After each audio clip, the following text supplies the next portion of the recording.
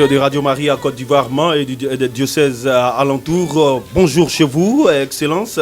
Nous allons débuter notre catéchèse d'aujourd'hui par la prière. Au nom du Père et du Fils et du Saint-Esprit, notre secours est dans le nom du Seigneur qui a fait le ciel et la terre. Dieu notre Père, nous te bénissons pour la vie que tu nous donnes. C'est toi qui nous donnes en effet la vie, le mouvement et l'être. Tu nous permets encore ce matin de travailler à notre salut en ce monde ici-bas. Nous te bénissons, Père, pour la grâce de croire en ton amour, la grâce de croire en Jésus, ton Fils bien-aimé. Nous te bénissons, Père, pour le don spirituel du Saint-Esprit. Nous te bénissons pour l'œuvre de ta grâce, l'œuvre du salut en nos cœurs, en nos vies, dans la communauté chrétienne et dans le monde. Père, par la puissance du Saint-Esprit, poursuis ton œuvre en nous, l'œuvre du salut, l'œuvre de la grâce. Et qu'un jour, l'Esprit Saint réalise complètement en nous et dans la gloire du ciel, Père, ce que tu as commencé en nous et pour nous.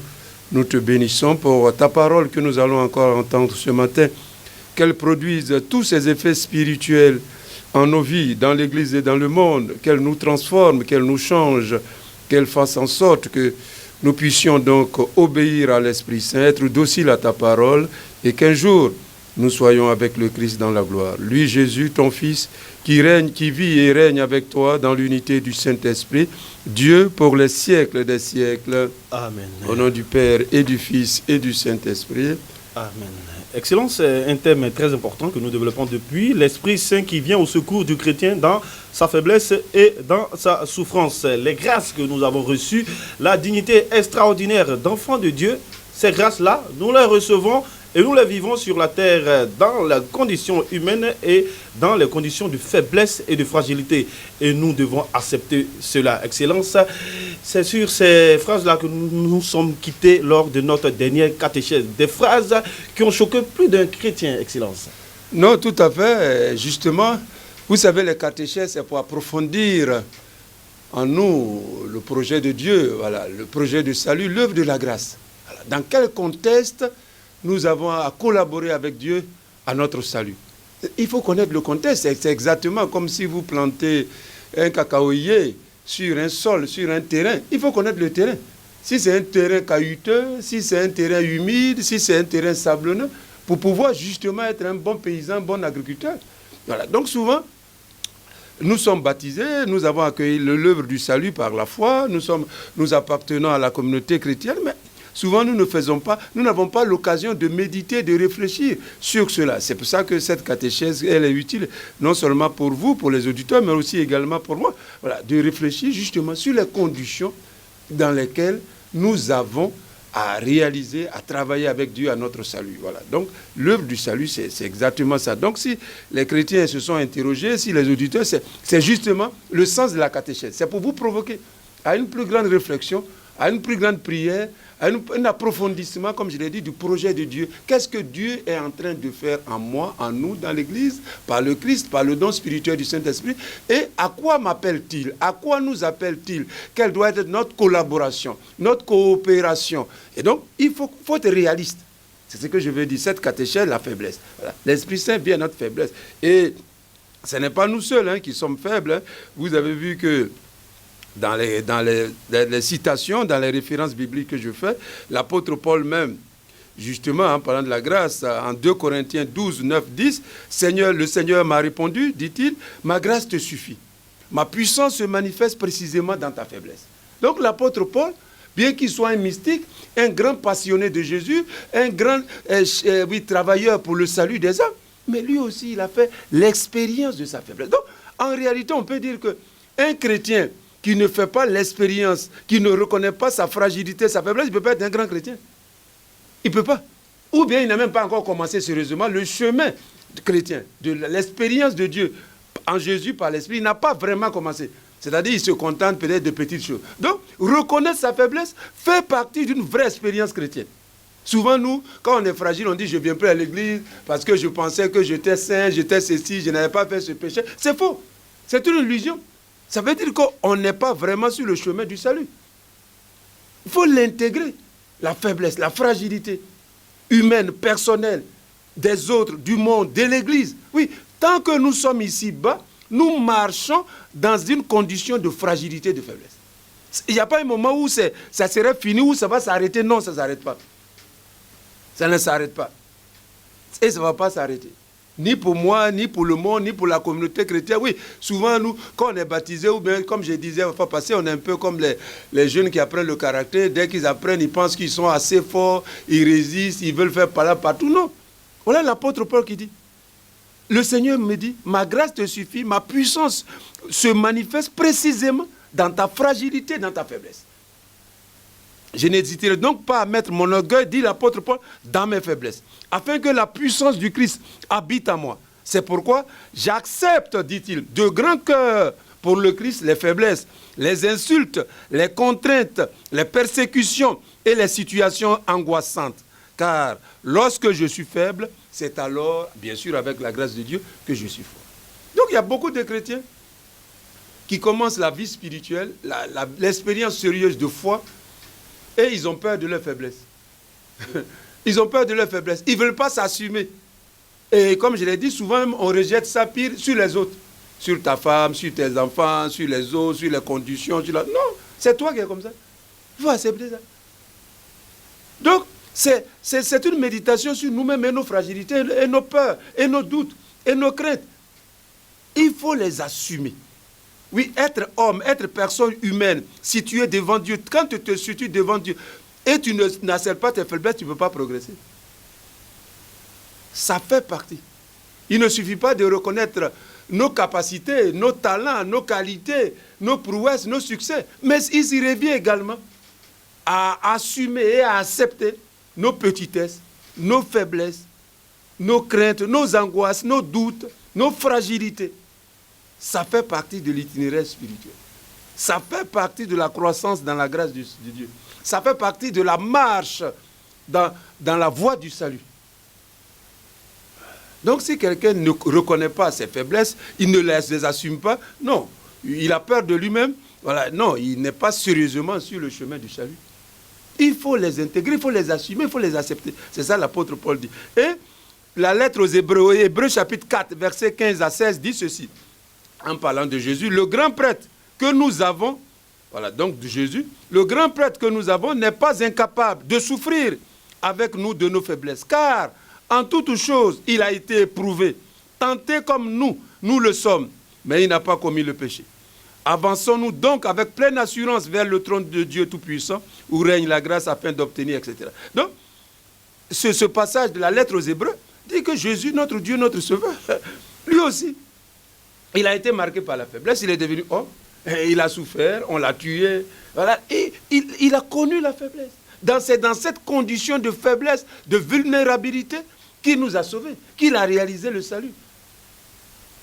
Donc je le dis pour tous ceux qui m'écoutent, qu'on soit laïque, jeune, enfant, prêtre, religieuse, consacré, communauté, groupe de prière, il faut avoir le temps de reconnaître tes faiblesses, tes limites, tes petitesses, nos bassesses devant Dieu. Ça fait partie. C'est une étape incontournable de l'itinéraire spirituel, de la croissance en Dieu, de la croissance de la grâce de Dieu. Voilà. Rejeter, repousser, ne pas reconnaître ses limites, ne pas les assumer. Ah non, tu ne peux pas grandir. Progressons. Alors, cette faiblesse-là, justement, nous sommes aussi faibles, le chrétien est faible, parce que, comme dit l'apôtre Paul, nous sommes aussi loin du Seigneur. 2 Corinthiens, chapitre 5, verset 6. Nous savons que tant que nous demeurons dans ce corps terrestre, nous sommes loin du Seigneur. Donc, ce passage, ce texte de l'apôtre Paul nous dit bien que le Christ est mort et il a connu la faiblesse comme nous. Donc, nous aussi sur la terre, c'est dans cette condition de fragilité, de vulnérabilité, de petitesse, marquée avec un corps humain dans un environnement ici-bas, sur la terre, dans le corps et ici-bas sur la terre, nous sommes loin du Seigneur. C'est quand nous serons avec Jésus ressuscité dans la gloire du ciel, alors nous participerons pleinement à sa puissance de Fils de Dieu. Comme lui aussi, il a connu la faiblesse, nous aussi, nous allons la connaître. Et nous la connaissons bien. Alors, ayons le courage spirituel, courage humain, de reconnaître nos limites, nos défauts, nos incapacités, nos fragilités. Et la grâce de Dieu va abonder. Et je l'ai dit déjà pour la souffrance. Le chrétien aussi est faible parce qu'il vit dans un monde qui marche vers sa plénitude, un monde où il règne la souffrance, les malheurs, les calamités, les catastrophes naturelles. Voilà, nous vivons dans un monde. C'est pourquoi l'apôtre Paul, en Romains 8, chapitre 18, verset 23, dit « J'estime que les souffrances du temps présent, voilà, le temps présent, c'est un moment de souffrance. Être sur la terre, le temps présent, c'est la vie humaine sur la terre. Donc, il y a la souffrance liée au corps, à la vie humaine, mais la création dans laquelle on est, le monde, l'univers dans lequel nous vivons aujourd'hui, vit le chrétien, c'est un univers, c'est un monde qui n'est pas encore accompli, qui n'est pas encore achevé. Et ce monde marche, oui, aussi vers sa plénitude. Voilà. Et en ce moment, ce monde-là, cette création-là passe par des moments de souffrance. Ces moments de douleur. Des moments de malheur. Donc c'est pour ça que l'apôtre prie. J'estime que les souffrances du temps présent que nous supportons ne sont pas comparables à la gloire que Dieu va révéler en nous. Voilà. Donc l'apôtre Paul parle justement de nos faiblesses et déjà de la gloire que Dieu nous réserve. Que Dieu réserve à ceux qui croient, ceux qui confessent le nom de Jésus, à ceux qui marchent, qui espèrent, qui ont accepté leur fragilité, leur petitesse, leur faiblesse et qui comptent sur la grâce de Dieu, qui savent s'abandonner à la grâce de Dieu, qui savent chaque fois se remettre à la grâce de Dieu pour que justement, comme dit l'épître aux Romains, là où le péché a abondé, la grâce a surabondé. Donc, c'est Dieu qui poursuit son œuvre. Nous sommes les collaborateurs de Dieu. Dieu sait que nous sommes fragiles, mais c'est en comptant sur la grâce de Dieu. C'est en nous remettant à la grâce de Dieu. C'est en trouvant les espaces, les moments, les lieux où Dieu manifestera sa grâce à nous que nous pourrons persévérer, continuer la marche, sans nous décourager, sans abandonner, sans accuser seulement les autres, sans rejeter nos faiblesses, nos peurs, nos doutes sur les autres, sur l'environnement, sur la communauté, sur la société ou sur le monde. J'estime que les souffrances du temps présent que nous supportons ne sont pas comparables à la gloire que Dieu va manifester en nous. La création tout entière attend avec impatience le moment où Dieu révélera les enfants de Dieu. Car la création est tombée sous le pouvoir des forces qui ne mènent à rien. Non parce qu'elle l'a voulu, mais à cause de celui qui l'a livré à ce pouvoir. Pourtant, elle a gardé l'espérance d'être elle aussi libérée de l'esclavage, de la dégradation inévitable, pour connaître la liberté et la gloire des enfants de Dieu. Nous le savons. La création tout entière crie sa souffrance. Voilà. La création tout entière. Le monde. Comme j'ai dit, les calamités, les catastrophes naturelles. On dit ceci s'est passé, on dit ceci, les guerres. Voilà. Donc, ce monde-là, qui marche vers sa plénitude, vers son achèvement, passe malheureusement, comme dit l'apôtre Paul, par les douleurs de l'enfantement. Et ça, malheureusement, le chrétien ou la communauté chrétienne aussi fait l'expérience de ce moment de faiblesse. Donc, ça aussi, c'est une réalité. L'apôtre Paul écrit. Donc, vous, comme je disais la fois passée, nous, chrétiens africains ou ivoiriens, on met tout sur les sorciers. Dans mon village, quand moi j'étais petit, quand il y a des moments où les moustiques, parce qu'il pleuvait, c'était des moments comme maintenant, quand il pleut beaucoup, les moustiques, tout ça. Ah, les parents disent non, c'est les sorciers qui se sont réunis, qui ont envoyé les moustiques. Oui, oui. On était petits, on vit de ça. Non, la création souffre. Elle-même souffre. Et comme nous vivons encore dans cette création, et quand la création souffre, je souffre. Quand on dit qu'il y a un volcan, mais les gens qui sont à côté, là, ils souffrent. Voilà. Donc, cette catéchèse est importante. J'insiste beaucoup là-dessus. Voilà. C'est dans les conditions personnelles, corporelles, temporelles, historiques, environnementales, cosmiques, de faiblesse, de fragilité, de souffrance et de douleur que le baptisé, que le croyant en Christ, que le disciple de Jésus, que la communauté chrétienne travaille à son salut et au salut du monde. Ça, il faut l'accepter. Il faut l'assumer. Il faut laisser les sorciers tranquilles. Il faut laisser les sorciers tranquilles. Là où ils sont, laissez-les. Ce n'est pas les sorciers qui ont fait la création. Comme j'ai dit la fois passée. Eux-mêmes, ils sont dedans. Ils sont aussi victimes. Quand on dit il y a guerre, les sorciers étaient dedans. Est-ce qu'il y a eu guerre, la guerre ici à Mali? Est-ce que les grands sorciers, là, eux, ils ont échappé à la guerre? Ils ont fort. Ils devraient même pas... Quand on dit guerre arrive, là, eux, ils ne devraient rien craindre. Non. Ne nous fragilisons pas psychologiquement et spirituellement. Voilà. Parce que quand on entretient ces genres de mentalité, on se tue soi-même. Parce qu'on est fragile, on va manquer d'assurance, de confiance, d'abord en soi et puis en Dieu. On fait une injure en Dieu. C'est la création. Dieu l'a faite et elle marche, comme je l'ai dit, vers sa plénitude. Mais cela passe par des moments de souffrance, des moments de difficulté, des moments de douleur. Et le chrétien aussi subit cela. Donc ce n'est pas la faute des sorciers. Ce n'est pas les sorciers qui ont fait le monde. Comme je vous l'ai dit la fois passée, en plaisantant, mais c'est la vérité, que Dieu, il pourrait bien créer, il aurait dû créer des hommes. Quand une voiture de 10 tonnes passe sur toi, tu ne meurs pas. Si tu sautes comme un caoutchouc, tu sautes. Ou bien un homme, il n'a pas besoin de manger. Il n'a pas besoin de travailler. Parce qu'en Côte d'Ivoire, je dis, nous les Ivoiriens, on n'aime plus travailler. C'est ce que j'ai dit un peu à nous. Voilà. On veut l'argent en vitesse, sans effort et sans travail. Non, Dieu pourrait créer des gens qui n'ont pas besoin de travailler. Ils n'ont pas de ventre. Ou bien leur ventre, quand ils respirent, ils marchent, leur ventre est déjà rassasié. Dieu n'a pas voulu ça. Donc, il faut glorifier Dieu dans ce que tu es, même dans ta faiblesse. Glorifie Dieu. Que c'est Dieu qui t'a voulu ainsi. Ce n'est pas sorcier qui t'a voulu ainsi. Ta vie n'est pas dans la main de sorcier. Et ta vie va, on dit la gloire de Dieu. Dieu va révéler la gloire des enfants de Dieu. Pourquoi tu dirais chaque jour, sorcier, l'année est finie, les sorciers vont m'attacher, je vais aller au village. Non. Non. Tu n'es pas dans la vision de Dieu. Tu n'es pas vraiment dans le projet de Dieu. Abandonne-toi à l'œuvre de Dieu, à l'œuvre de la grâce, à l'œuvre du salut. À ton Créateur qui t'a voulu ainsi. Fragile, petit sur la terre. Et c'est dans cet environnement que Jésus lui-même, le Fils de Dieu, dans une condition de faiblesse, qu'il a réalisé le salut éternel. Pourquoi toi, tu voudrais vivre le salut dans une autre condition, sur la terre ici? Donc si tu fais ça, si tu dis ça, tu n'es pas vraiment, tu ne t'inscris pas dans le projet de salut de Dieu. Tu n'es pas dans le plan du salut de Dieu. C'est Dieu qui a voulu cela. Une autre faiblesse par rapport à notre fragilité, notre petitesse, c'est que le chrétien, comme tout être humain, n'est pas toujours capable de distinguer le vrai du faux, la vérité du mensonge.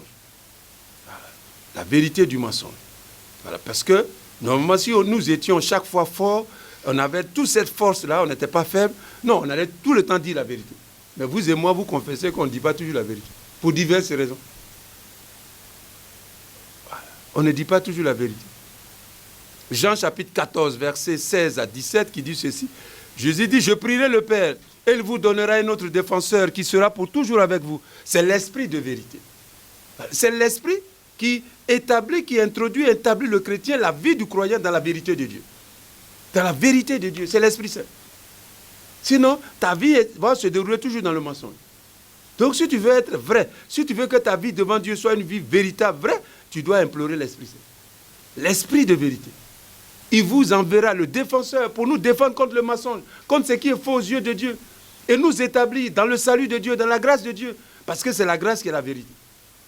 Nous établir dans la grâce de Dieu. C'est grâce à l'Esprit.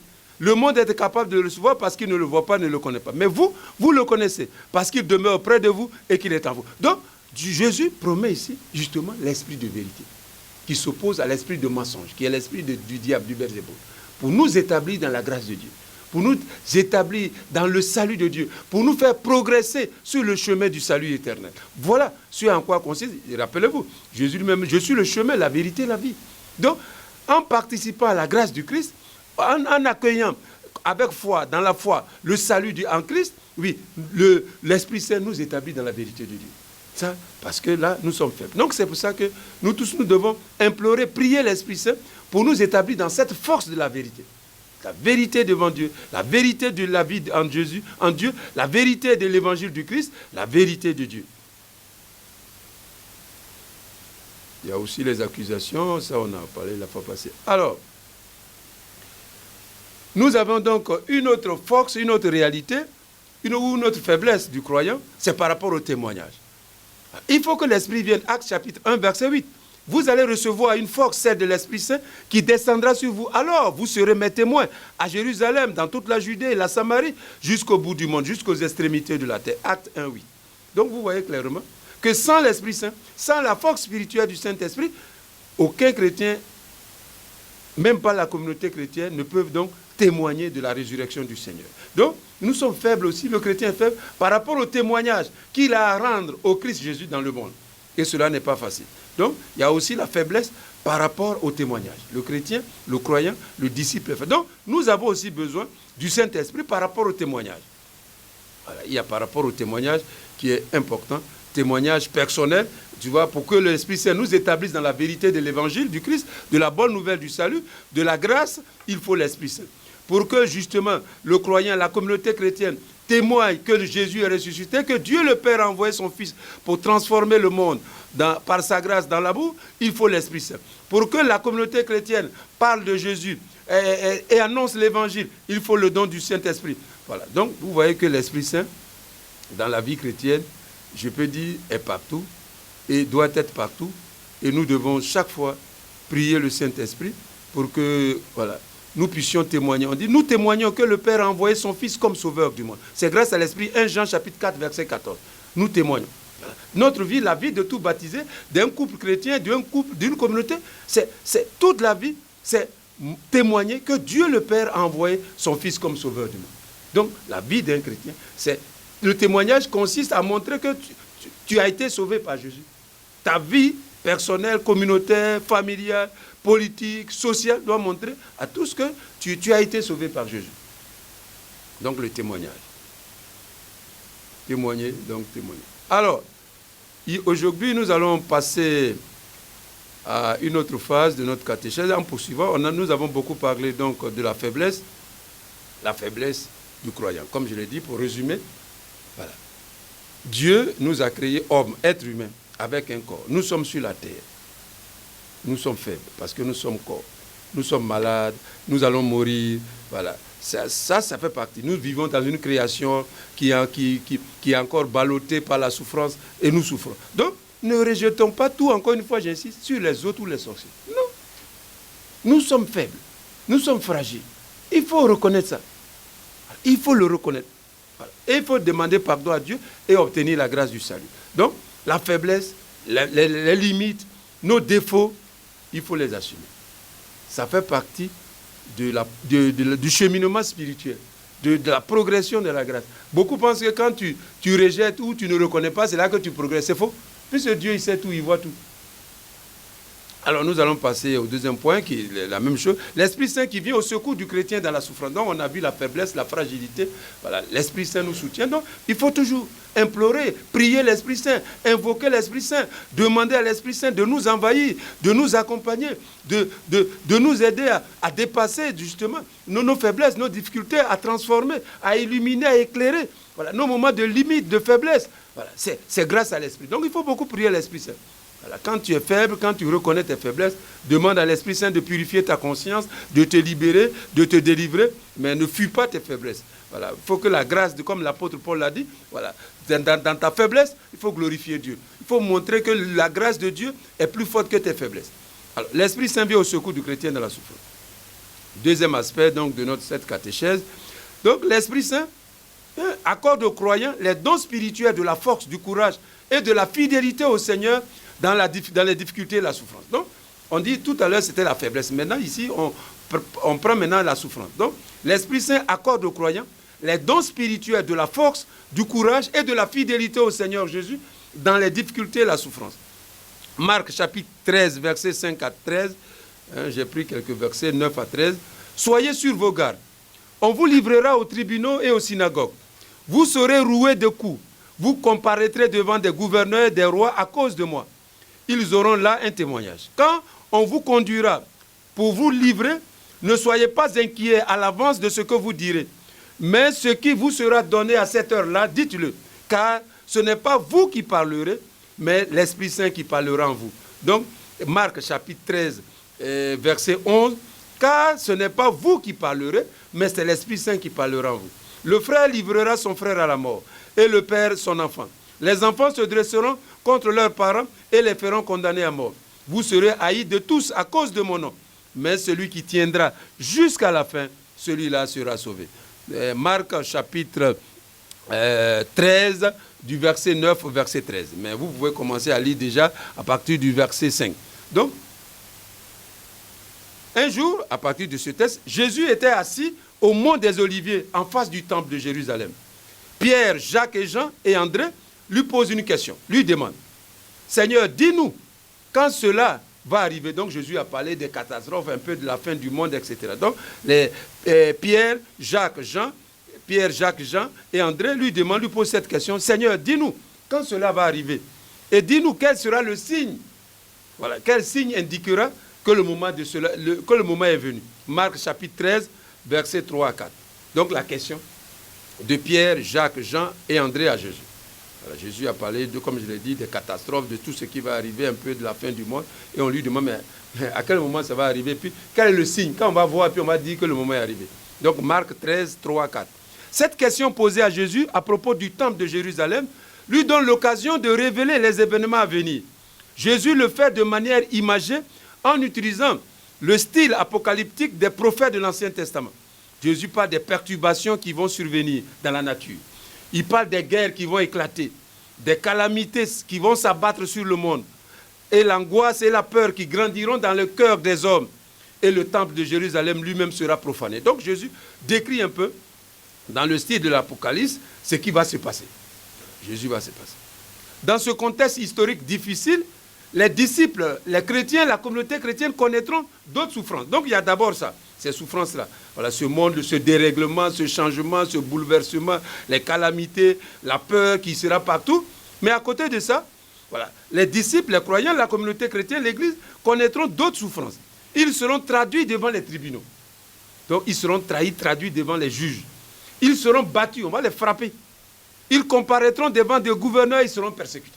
Donc, les apôtres, les disciples, la communauté chrétienne, tout cela, tout ce qui est à Jésus, ils vont beaucoup souffrir. Ils vont connaître des souffrances. En ces temps donc difficiles de désarroi, de souffrance, de persécution, que doit être l'attitude des chrétiens? Voilà. Qu'est-ce que les chrétiens doivent faire dans cette situation de persécution, de souffrance, de panique, de peur, d'angoisse, de détresse? Que doivent faire les chrétiens? Et surtout, d'où leur viendra le secours? C'est-à-dire, dans cette situation difficile, d'où leur viendra le secours? Quelle sera leur force pour tenir jusqu'au bout? Pour être ferme dans la foi, pour persévérer, pour être fidèle à l'évangile du salut, d'où viendra le secours? On peut poser la question. C'est-à-dire, quand le chrétien souffre, comme les autres, et comme je disais une fois, un de mes parents, il dit, ah, mais vous êtes chrétien, vous voyez que ceux qui ne sont pas chrétiens, eux, ils ont leur basse, ils ont leur fétiche, voilà, ils mettent ça dans leur maison, comme ça, ils sont sûrs qu'ils sont protégés. Mais nous, les chrétiens, là, qu'est-ce qui prouve qu'on est protégés? Ça revient un peu à ça. Donc, les chrétiens, dans cette souffrance, dans les persécutions, quelle est la force du chrétien? Qu'est-ce qui vient défendre le chrétien? C'est pour ça que l'Esprit s'est appelé défenseur. Qu'est-ce qui vient? Est-ce que le chrétien a besoin de fétiches, de ceci, d'aller construire? Non. C'est justement l'Esprit Saint. Jésus répond donc à cette question donc, en disant à ses disciples, lorsqu'on vous arrêtera pour vous conduire devant les tribunaux, ne vous inquiétez pas d'avance de ce que vous aurez à dire, car ce n'est pas vous qui parlerez, mais c'est l'Esprit Saint qui parlera en vous. Marc chapitre 13, verset 11. Donc, dans la souffrance, c'est l'Esprit Saint qui est la force du chrétien. Le chrétien n'a pas besoin de fétiches, de ceci, de cela. Non, c'est la force du Saint-Esprit. Le chrétien doit invoquer, il doit prier l'Esprit pour que l'Esprit de Dieu l'envahisse, pour que Dieu manifeste puissamment l'Esprit Saint en lui. C'est l'Esprit Saint. Il n'a pas besoin de quelque chose de visible, de sensible, non. C'est l'Esprit Saint. Donc il faut que Dieu renouvelle dans sa vie, au moment où il souffre, il est en difficulté, il est persécuté, le don spirituel du Saint-Esprit. C'est l'Esprit Saint qui est le défenseur du chrétien. C'est l'Esprit Saint qui est le protecteur du chrétien. C'est l'Esprit Saint qui aide le chrétien à vivre pleinement, malgré la souffrance, ces moments difficiles. C'est l'Esprit Saint. Souvent, nous, comme je l'ai dit, souvent on ne prie pas beaucoup l'Esprit Saint. On pense qu'on peut tenir ce. Non, on ne peut pas tenir. D'abord, on est fragile, c'est ce qu'on a vu, la fragilité, la petitesse, on vient de méditer là-dessus. Mais maintenant, il y a la souffrance vraie dans le monde. Tout, personnel, avec les autres, dans la société. La souffrance fait partie, malheureusement, de notre vie humaine sur la terre. Mais c'est l'Esprit Saint qui est la force du chrétien, de la communauté chrétienne. Et donc, dans la souffrance, dans les difficultés, dans les problèmes, dans les soucis, tout disciple, tout baptisé, toute communauté chrétienne, tout mouvement, association, doit s'abandonner à l'Esprit Saint, doit invoquer, supplier l'Esprit Saint pour que Dieu le Père, par Jésus mort et ressuscité, renouvelle dans sa vie ou au sein de la communauté ou du groupe la puissance, la présence et l'action toute puissante du Saint-Esprit. Souvent, comme j'ai dit, quand on souffre, on est là seulement, on accuse, on a oublié l'Esprit Saint. On accuse qui m'a critiqué, qui m'a parlé, qui a fait ceci, qui n'aura pas fait. Non, ce n'est pas ça l'attitude. C'est l'Esprit Saint. C'est l'Esprit Saint. Marc 13, 11. C'est donc l'Esprit Saint qui se manifestera en chaque croyant pour l'assister, pour lui donner la force et le courage nécessaires de résister, lui révéler ce qu'il doit dire et faire en ce moment, dans les moments de souffrance, de difficulté, d'épreuve et de persécution, pour être fidèle au Christ, pour que la grâce de Jésus grandisse en lui et pour que l'œuvre de la grâce de Dieu se réalise complètement. Donc, c'est grâce à l'Esprit. Donc, j'invite tous les auditeurs, quelles que soient leurs difficultés, ils n'ont qu'à commencer à invoquer l'Esprit Saint, qu'à demander la grâce de l'Esprit Saint, qu'à demander à Jésus de renouveler dans leur vie le don spirituel du Saint-Esprit, ou dans leur village, ou dans leur pays, comme la Côte d'Ivoire, qui a besoin d'être renouvelé dans l'amour, ou en Afrique, ou dans nos pays qui ont des difficultés politiques, etc. Toujours le don spirituel du Saint-Esprit. Autrement, comme la souffrance est un moment difficile, la souffrance risque de faire, le comportement du chrétien risque d'être païen. Quand on souffre là, comme j'ai dit, à chacun parle à gauche, à droite, tu dis ce que tu ne devais pas dire, voilà. Tu ne sais même plus où tu vas. Parce que je dis, intérieurement, la souffrance place l'âme du chrétien, du croyant, un peu comme dans la nuit, dans les ténèbres. Voilà. Tu es comme dit Ménécré, tu es dans l'obscurité. Oui, la souffrance, c'est ça. Plus la souffrance est grave, et plus dans ton cœur, dans ton âme, tu ne sais plus où tu vas. Tu penses que c'est toi qui décides, mais en fait, c'est la souffrance qui te fait décider, qui te pousse dans telle direction. C'est ça la souffrance. Place l'expérience intérieurement, place la personne humaine, le croyant, comme dans les ténèbres, dans la nuit. Donc, tu ne sais plus distinguer la bonne voie de la mauvaise voie, au niveau spirituel, au niveau intérieur. C'est ça la difficulté de la souffrance. Ce n'est pas seulement le corps physique qui souffre, ce n'est pas seulement le corps, les ceci, cela, mais c'est l'intérieur de la personne, les profondeurs de l'être humain qui sont comme embrouillés, paniqués. Tu ne sais plus comment te diriger, où te diriger, au moins par rapport à la bonne direction, à la destination finale.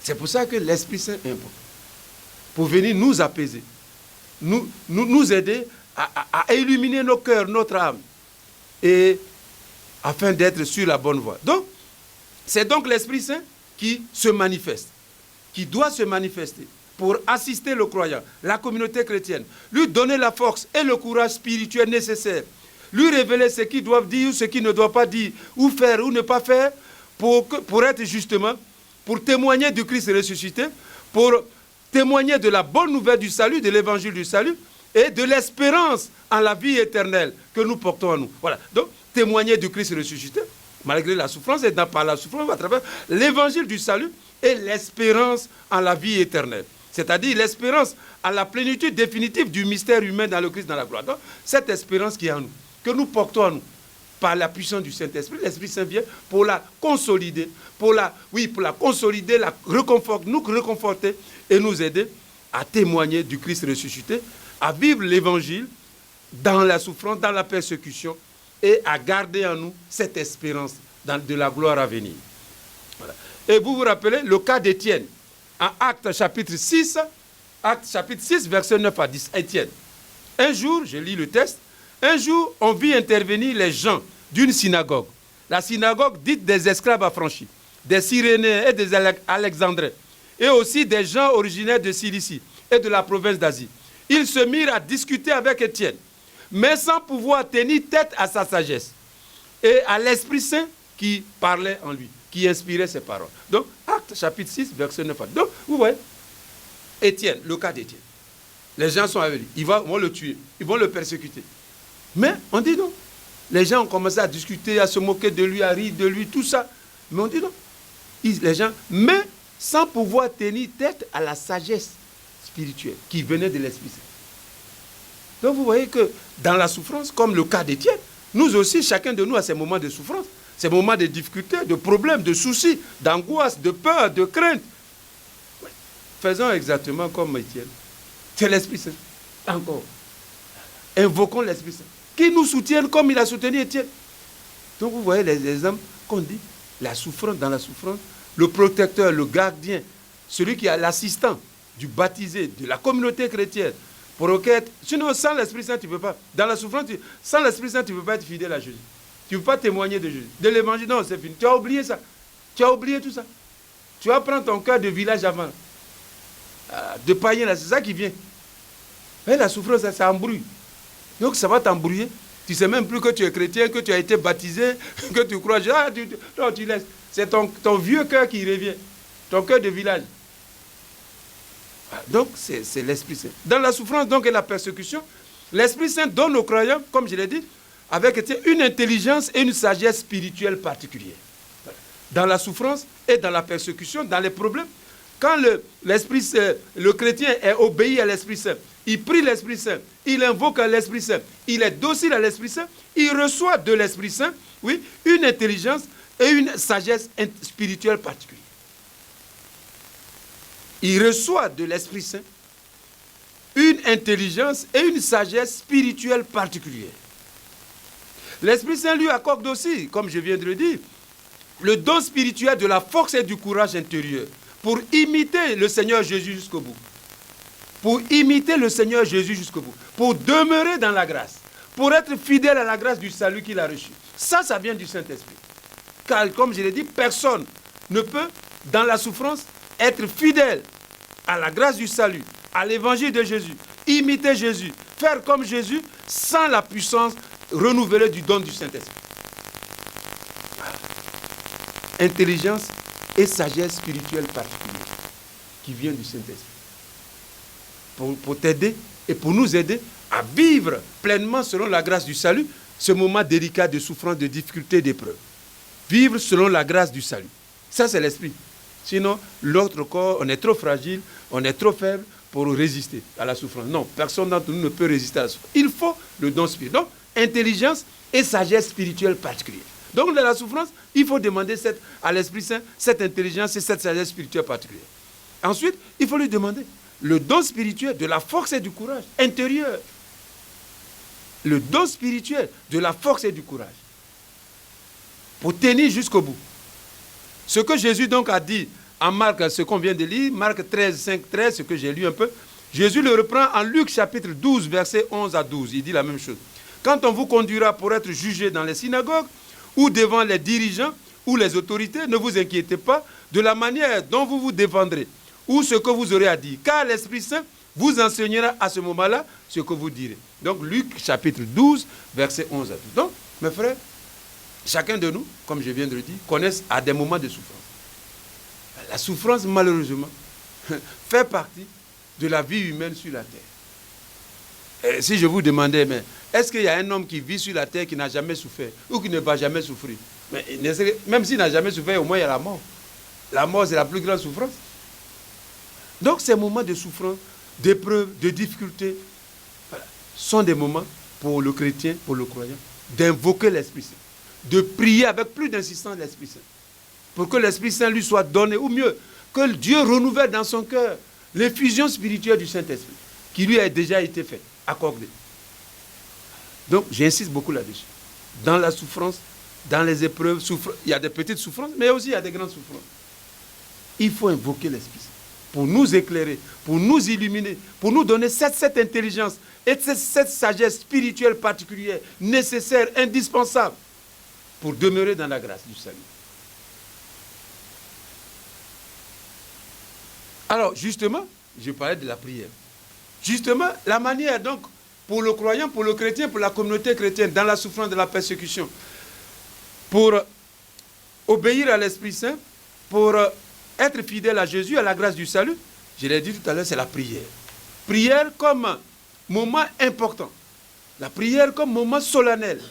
Pour supplier l'Esprit Saint, pour demander à Dieu de nous envoyer l'Esprit Saint. Donc, dans la souffrance, le premier comportement, la première attitude pour être fidèle à l'Esprit Saint, pour recevoir l'Esprit Saint, c'est la prière. C'est la prière. La prière d'abandon à Dieu. Voilà. Donc, dans les moments de souffrance, le premier comportement, la première attitude d'un chrétien, d'une communauté chrétienne, c'est la prière. Demeurer dans la prière. Persévérer dans la prière. En Marc chapitre 14, versets 32 à 36, Jésus et ses disciples arrivèrent à un endroit appelé Gethsémani. Jésus, prenant la parole, s'adressa à ses disciples. Restez ici. Restez ici. Moi, je vais prier. Jésus lui-même, dans la souffrance. Je vais prier. Puis, il amène Pierre, Jacques et Jean et commença à ressentir la frayeur et angoisse. Frayeur et angoisse. Souffrance, frayeur et angoisse. Il leur dit, mon âme est triste à mourir. Restez ici et veillez. s'écarta un peu, il se jeta un peu à terre et il pria pour que, s'il était possible, cette heure de souffrance s'éloigne de lui. Jésus prie pour que cette heure de souffrance s'éloigne de lui s'il était possible. Il disait, Abba Père, tout est possible pour toi. Éloigne de moi cette coupe de douleur, cependant, non pas ce que je veux, mais ce que tu veux. Donc, la fidélité à l'Esprit Saint, ou l'occasion spirituelle, mystique pour recevoir l'Esprit Saint s'appelle prier. Ça s'appelle prier. Et c'est pourquoi j'ai ce texte, Marc 14, 32, 36, nous invite donc à imiter le Seigneur Jésus lui-même dans la souffrance. Comment il a été soutenu par l'Esprit Saint, c'est par être à travers la prière. Prière de confiance en Dieu le Père, prière d'abandon entre les mains de Dieu le Père, prière de remise totale de sa vie. Et donc, il prie et il dit à ses apôtres, restez ici et priez. Malheureusement, les apôtres n'auront pas, ils dormiront. Donc, la prière. Un chrétien qui souffre, il doit supplier Dieu de le soutenir, de lui envoyer l'Esprit Saint. L'Esprit Saint, pour le délivrer, pour le libérer, pour le protéger. Car seuls nous ne pouvons pas tenir. Et nous avons l'exemple du Seigneur Jésus, à Marc chapitre 14, versets 32 à 36, qui lui-même, c'est ce moment de souffrance, dans son agonie, à Gethsémani, dans cette souffrance difficile, d'un moment difficile, le Seigneur Jésus s'est remis en prière. Prière. Donc, prière et obéissance à l'Esprit Saint. Donc, c'est même chose. Luc chapitre 23, versets 44 à 46. Il était déjà presque midi. L'obscurité se fit sur tout le pays jusqu'à 3 heures, car le soleil s'était caché. Le rideau du temple se déchira par le milieu. Alors Jésus poussa un grand cri et il dit, Père, entre tes mains, je remets mon esprit. Encore la prière. La prière. Pour invoquer l'esprit, pour supplier Dieu, de soutenir. Donc Jésus encore, en Luc chapitre 23, verset 44, Jésus lui-même, dans ce moment de sa passion, de sa souffrance, de sa grande douleur, de sa mort, Jésus s'abandonne entre les mains de Dieu le Père. Donc, le désir d'avoir l'Esprit Saint se traduit dans la prière. Surtout dans les moments de souffrance, de difficulté, de persécution, de soucis. C'est la prière, l'invocation, la prière. C'est pourquoi Saint Jacques, l'apôtre Jacques 5, verset, donc Jacques 5, 13 à 18, quelqu'un parmi vous est-il dans la souffrance qu'il prie? Voilà ce que dit l'apôtre Jacques. Donc l'obéissance, la docilité à l'Esprit Saint, c'est-à-dire l'occasion ou le moment pour que Dieu te renouvelle en toi, dans ton âme, dans les profondeurs de ton être, le don spirituel du Saint-Esprit s'appelle prière. Et cela est particulièrement valable dans la souffrance, dans les difficultés, dans les moments de soucis, d'angoisse, d'incompréhension. Donc, Jacques dit, quelqu'un parmi vous est-il dans la souffrance? Qu'il prie. Quelqu'un est-il joyeux? Qu'il chante les cantiques de louange. L'un de vous est malade? Qu'il fasse appeler les anciens de l'Église. Ceux-ci prieront pour lui, après lui avoir fait une onction d'huile au nom du Seigneur. Cette prière faite avec foi sauvera le malade. Le Seigneur le remettra debout et ses péchés lui seront remis. Donc vous voyez, la prière fervente d'une personne juste devant Dieu agit avec une grande efficacité. Élie était un homme semblable à nous. Il pria avec insistance pour qu'il ne pleuve pas et il ne tomba pas de pluie sur la terre pendant 3 ans et demi. Puis il pria de nouveau. Alors le ciel donna de la pluie et la terre produisit ses récoltes. Donc Jacques, chapitre 5, verset 13 à 18. Donc, vous voyez la prière. La prière. Sans la prière, le chrétien ne peut pas tenir. Dans aucune souffrance, dans aucune difficulté, ce n'est pas possible. Pour être fidèle, être toujours sur le chemin du salut, sur la grâce, obéir à l'évangile du Christ, à la bonne nouvelle du salut, demeurer dans la grâce, progresser dans la grâce, être fidèle à Jésus, imiter Jésus, comme Étienne, sans l'Esprit Saint, ce n'est pas possible. Et c'est par la prière, c'est à travers la prière, une prière persévérante, qui ne se décourage pas, qui ne recule pas, que Dieu nous accorde, il renouvelle en nous, dans notre âme, la lumière divine du Saint-Esprit. La lumière divine. Donc, l'obéissance à l'Esprit Saint dans la souffrance s'appelle prière. Celui qui ne prie pas dans la souffrance, ça veut dire qu'il compte sur lui-même. Il compte sur ses propres forces. Oh, ce n'est pas possible. Il faut le don spirituel. Donc, voilà que Jésus lui-même, dans la souffrance, dans son agonie, dans sa passion, dans sa souffrance, a prié, a demandé à Dieu le Père. Il s'est abandonné grâce à l'Esprit Saint pour être fidèle au plan que Dieu du salut de Dieu le Père. Et Saint Jacques aussi nous dit, si quelqu'un parmi vous est dans la souffrance, qu'il prie. Alors mon frère et ma soeur, on peut te demander, quand tu es souffrant, tu fais quoi? Quand tu souffres, qu'est-ce que tu fais? Quand tu souffres, quand tu as des problèmes, tu fais quoi? Toi, tu es chrétien, tu es communauté chrétienne. Quand tu souffres, qu'est-ce que tu fais? Tu fais par exemple, à gauche, à droite, au milieu, partout, devant, ou bien tu oublies Dieu. Voilà, tu dis non, Dieu t'a oublié, tu comptes plus sur Dieu. Tu t'en vas prendre fétiche, ceci, cela, consulter, génie, les trucs comme ça, pour dire, bon, comme ça, tu vas avoir la force de... Non, non, non. Donc, la prière, hein, c'est pour ça aussi que 1 Pierre, chapitre 4, verset 19, dit que ceux qui souffrent confient leurs âmes au Créateur. 1 Pierre, chapitre 4, verset 19. Que ceux qui souffrent. Que ceux qui souffrent, 1 Pierre 4, 19. Que ceux qui souffrent confient leur âme au Seigneur, au Créateur aussi, à Dieu. Donc, dans le moment de souffrance, c'est un moment renouvelé pour persévérer dans la prière. Là où si tu avais abandonné la prière, il faut reprendre ça. 1 Pierre 4, 19. Que ceux qui souffrent, un chrétien qui souffre, qu'est-ce qu'il doit faire? Premier, c'est prier. Leur âme qui confie ça au Seigneur. C'est la première chose qu'il doit faire. Seigneur, je te confie mon âme. Là où je suis, là, cette difficulté-là risque de m'éloigner de toi, de me détourner de la route, de la voie du salut. Seigneur, fais en sorte, par la puissance du Saint-Esprit, que je demeure sur le chemin du salut. Que cette souffrance-là, tu puisses m'en délivrer. Que l'esprit... Voilà comment le chrétien doit prier. Que ceux qui souffrent confient leurs âmes au Seigneur, à Dieu. 1 Pierre, chapitre 4, verset 19. Qu'ils confient leur âme au Seigneur. Donc vous voyez que le chrétien, comme je l'ai dit, comme tous les hommes, nous avons des moments de souffrance, des moments de persécution, d'incompréhension, comme je l'ai dit, partout. Que ce soit en famille, que ce soit seul, que ce soit au travail, que ce soit dans l'église, que ce soit partout où nous sommes. Voilà, souvent, les gens disent, ah, moi je ne vais pas au village, là-bas c'est associé, c'est là-bas qu'on est, puis on souffre. Mais non, la souffrance est liée à la nature humaine, au monde, à la création. Ce n'est pas lié forcément à ton village. Hein. Voilà, c'est lié partout. Voilà. Donc, le chrétien, le croyant, quand il souffre, quand il est dans les difficultés, dans les problèmes, ce que l'Esprit Saint lui inspire, ce que l'Esprit Saint lui dit, c'est la prière. Donc la fidélité à l'Esprit Saint dans la souffrance, pour le croyant, ça s'appelle prière. Si tu es fidèle à l'Esprit Saint dans la souffrance, ça s'appelle prière. Dans la souffrance, si tu ne pries pas, ça veut dire que tu n'es pas fidèle à l'Esprit Saint. Tu n'es pas fidèle à l'Esprit Saint. Tu n'es pas fidèle à l'Esprit Saint. C'est l'Esprit Saint. C'est l'Esprit Saint. C'est l'Esprit Saint. Donc, la première chose, la souffrance, comme je l'ai dit, personne d'entre nous ne veut souffrir, n'aime souffrir. Ça, c'est vrai. Parce que Dieu nous a fait pour la vie en plénitude, voilà, la vie avec les autres dans le monde. Mais malheureusement, la souffrance ici-bas fait partie de notre expérience humaine. La maladie, mort, et comme je l'ai dit, incompréhension, guerre, plusieurs souffrances. Mais l'attitude, le comportement du chrétien, du croyant, de la communauté chrétienne dans l'église, dans la fidélité à l'esprit, et pour toujours avoir le don spirituel du Saint-Esprit, s'appelle prière. Première étape ou premier moyen spirituel de l'obéissance du croyant de la communauté, dans la prière, dans la souffrance, plutôt dans la souffrance, dans la peur, dans le doute, dans l'angoisse, dans la détresse, dans la fragilité, dans les faiblesses, s'appelle prière.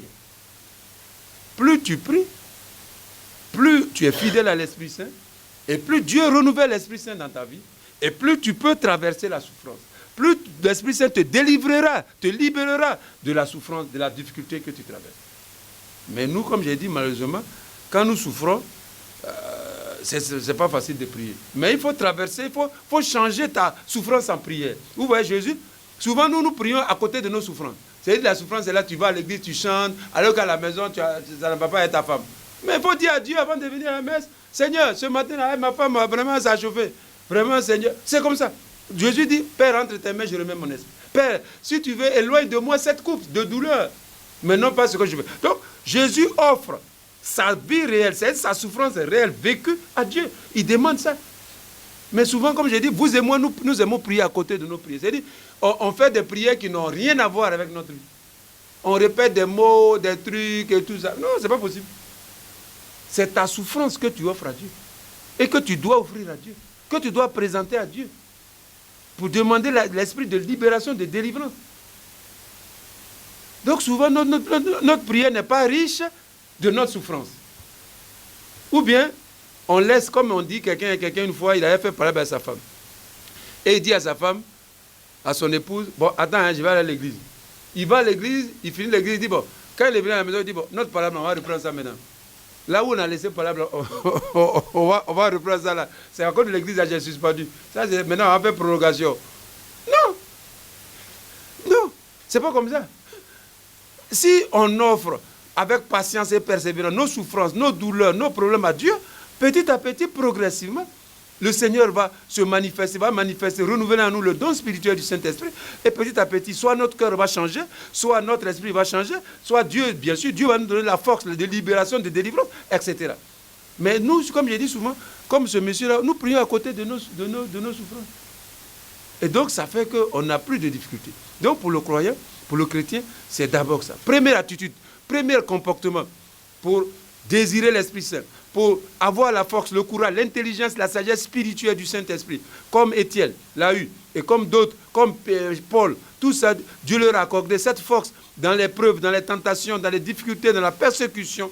Le chrétien aussi, nous aussi, aujourd'hui, nous devons toujours être persévérants dans la prière et surtout invoquer, demander à Dieu le don spirituel du Saint-Esprit, qui le renouvelle ce don en nous, et surtout dans le cœur de ceux qui souffrent aujourd'hui dans le monde, par les guerres, par les conflits personnels, relationnels, professionnels, partout. Voilà. Donc, première attitude, fidélité à l'Esprit Saint.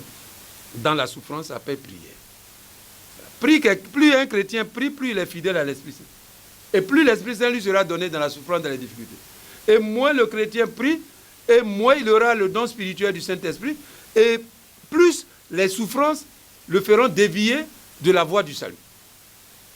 Donc, j'insiste sur la prière. Prière, invocation du Saint-Esprit, don spirituel, dans les souffrances, mais les plus petites, les plus grandes, peu importe qui vous a envoyé les souffrances. Nous, souvent, on ne prie pas, on s'occupe plus de celui qui nous a fait, entre guillemets, les ennemis, ceux qui seraient la cause de nos souffrances. Non, on ne s'occupe pas de ça. Nous, on s'occupe de Dieu, on s'occupe de l'Esprit Saint. C'est ça. Il ne faut pas t'occuper de celui qui te renvoie. Toi, tu invoques le Saint-Esprit. Tu appelles Dieu au secours. Et je dis, Jésus l'a fait, à sa suite les apôtres, Étienne et encore aujourd'hui l'Église. Donc ça, c'est des moments importants dans les moments de souffrance. Ce n'est pas vous ceux qui souffrez, nous tous nous souffrons. Ça dépend seulement de la manière de souffrir, des moments de souffrir. Mais tout homme, tout être humain souffre, tout baptisé souffre, et tout chrétien, les persécutions, les incompréhensions, nous les connaîtrons tous. Mais, comme je l'ai dit, dans ces moments-là, demandons la force spirituelle de la prière, de la persévérance de la prière, de l'invocation du Saint-Esprit, pour que nous puissions résister. Alors, la prière, l'Esprit Saint aussi vient pour nous rendre patients et persévérants. Voilà, dans la souffrance. Voilà, patients et persévérants. Donc, là, il nous donne le courage, l'intelligence spirituelle, le courage, la force spirituelle, mais l'Esprit Saint vient aussi pour nous donner le don spirituel de la patience, de la persévérance, de la souffrance. Romains chapitre 12, verset 12. Qui dit ceci: soyez joyeux à cause de l'espérance qui est en vous. Soyez patients dans la détresse, priez avec persévérance. Voilà. Romains 12, 12. Voilà. Soyez joyeux à cause de l'espérance qui est en vous. L'espérance de la gloire, que nous participerons à la gloire de Dieu. Que Dieu, nous sommes déjà héritiers de Dieu dans le Christ, héritiers de Dieu, héritiers du royaume. Et cela nous sera donné pleinement dans la gloire du ciel, au-delà de cette vie terrestre. Et donc l'apôtre Paul dit, soyez joyeux à cause de l'espérance qui est en vous, soyez patients dans la détresse, dans la souffrance, et priez avec persévérance. Donc l'Esprit Saint, c'est l'esprit de patience et de persévérance, dans la foi. Voilà, l'esprit de patience. Quand tu pries, il faut, la patience, c'est laisser Dieu être Dieu dans ta souffrance. Que Dieu, à son moment, il a son heure pour te délivrer, pour te libérer. Donc tu pries jusqu'à ce que ce moment-là arrive. Mais il ne faut pas te décourager. Souvent, nous, on prie une fois. Quand ça ne vient pas, tu dis, oh non, c'est plus la peine, j'ai prié dans ma souffrance là. Alors que c'est une fois seulement tu as prié. Donc, ici, il dit, soyez patients dans la détresse, dans la souffrance. Priez avec persévérance. Continuez de prier. Ne vous découragez pas. C'est ce que l'apôtre Paul dit. Donc, ça, c'est l'Esprit Saint qui donne. Voilà. Donc, l'Esprit Saint donne la patience et la persévérance dans la foi à la communauté chrétienne, à chaque baptisé, à chaque croyant, à chaque mouvement. Esprit donc, patience et persévérance dans la détresse. La même chose aussi, 1 Thessaloniciens chapitre 5, versets 16 à 18, soyez toujours joyeux, priez sans cesse. Vous voyez, ça revient. Tous les textes, ça revient dessus. À ceux qui souffrent, aux chrétiens qui souffrent, qui sont persécutés, qui ont des difficultés, ça revient toujours. Priez sans cesse. Priez, priez, priez, priez, priez. Voilà. Donc, priez sans cesse. Rendez grâce à Dieu en toutes circonstances. Voilà ce que Dieu attend de vous dans votre vie avec Jésus-Christ. Donc, on dit en toutes circonstances. En toutes circonstances. Donc même dans les moments de souffrance, même dans les moments de persécution, même dans les moments de difficultés, de problèmes, de soucis, d'angoisse, de détresse, le chrétien doit prier. Voilà, c'est une œuvre du Saint-Esprit. Et là, comme j'ai dit, non seulement par la prière, l'Esprit Saint, tu montres que tu es docile à l'Esprit Saint, mais à travers la prière, Dieu renouvelle le don spirituel encore du Saint-Esprit dans ta vie. Il manifeste l'Esprit Saint. Tu lui donnes l'occasion, l'opportunité de manifester l'Esprit Saint puissamment dans ta vie, dans tes moments de souffrance, de difficulté, d'angoisse. Donc, ça c'est important. Donc, l'Esprit Saint, c'est l'esprit aussi de patience, de persévérance, pour attendre l'heure de Dieu. Voilà. Quand tu pries, il faut attendre l'heure de Dieu. Souvent, nous, on est impatients. C'est-à-dire que tu pries, tu demandes à Dieu, Seigneur, guéris-moi, mais tu dis, il faut me guérir demain matin. Ah, toi, ton rôle, c'est de prier. Mais quand Dieu va t'accorder la grâce de la délivrance, ça, ce n'est pas ton problème. Ça, c'est Dieu qui choisit.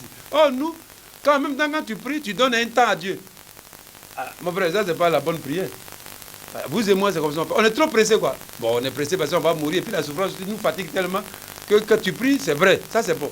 Mais quand tu pries, tu laisses à Dieu. C'est ça la persévérance et la patience. On dit, quand le Seigneur le voudra, quand il le décidera, il me délivrera, il me libérera, il me protégera, il manifestera sa gloire dans ma vie. Et je serai sauvé. Donc, c'est ça. Donc, Romains 12, 12, 1 Thessaloniciens chapitre 5, verset 16 à 18, et même le psaume 38, verset 5 à 7, qui dit ce Seigneur, fais-moi connaître ma fin. Quel est le nombre de mes jours?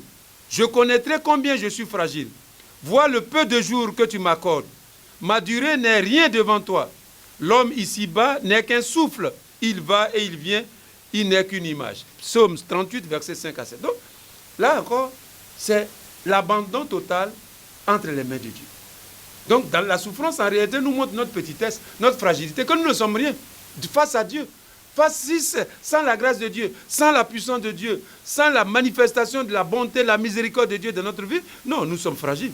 C'est pour ça que la souffrance est là aussi, pour nous aider à être réalistes, pour nous connaître vraiment, pour ne pas nous surestimer, pour ne pas penser qu'on est tout puissant, on est comme Dieu. Non, la souffrance vient dire non, tu es un homme, reste à ta place un peu, abandonne-toi à Dieu, c'est grâce à Dieu, c'est par la puissance de Dieu, c'est par la bonté de Dieu, c'est par la puissance de Dieu que tu pourras vraiment te réaliser et t'accomplir pleinement.